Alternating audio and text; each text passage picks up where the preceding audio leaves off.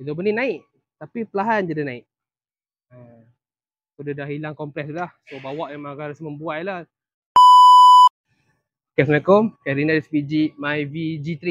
Okay, hari ni dia datang kedai. Minta kami check pada bahagian suspension dia lah. So ni komplain bila bawa ada rasa membuai.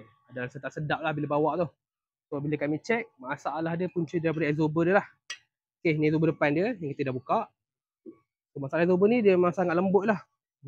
Tekan satu tangan saja. Exhaust ni naik, tapi perlahan je dia naik.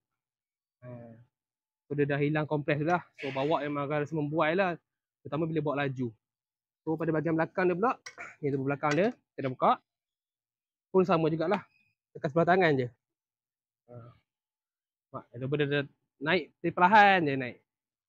Dah sangat-sangat lembut lah. Tekan macam ni je. Dia dah turun. Okay, nak settlekan masalah ni, kita akan tukar exhaust depan dan belakang yang baru lah. So siapa-siapa ada masalah macam IV ni, nak buat checking ke apa, datang ke kedai kami, kedai Tayar Fizi.